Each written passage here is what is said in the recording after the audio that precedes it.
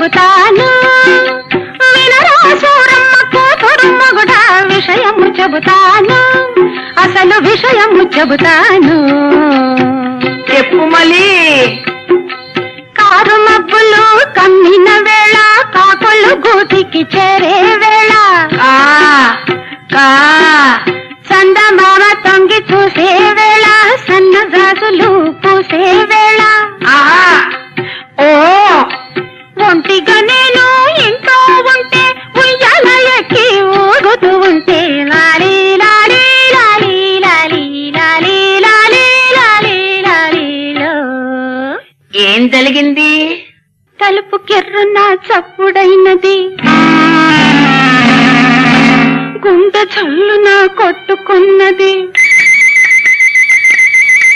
తలుపు కెర్రున చప్పుడైనది గుండె చల్లున కొట్టుకున్నది మెల్ల మెల్లగా కళ్ళు తెరచినే వచ్చినదెవరో చూశాను వచ్చినదెవరో చూశాను ఎవలాలు నల్లని వాడు గుంట కన్నుల వాడు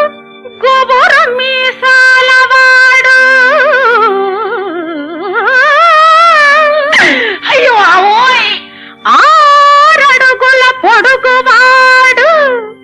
ముత్తులిమ్మని నన్ను అడిగినాడు నేను నలికేస్తాను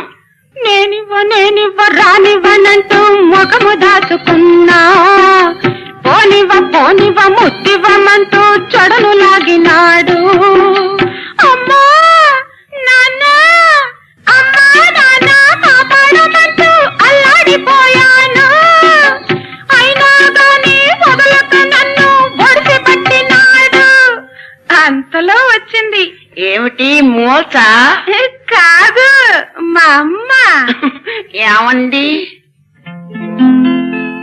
వెళ్ళవే నా తల్లి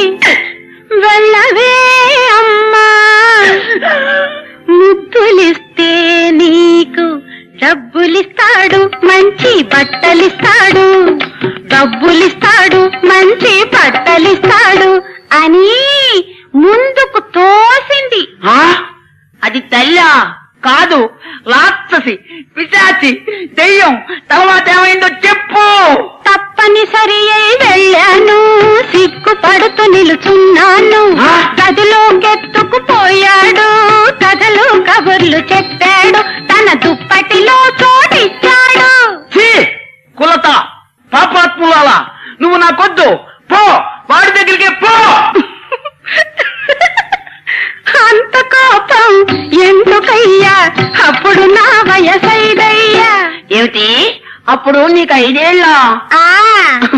అంత కోపం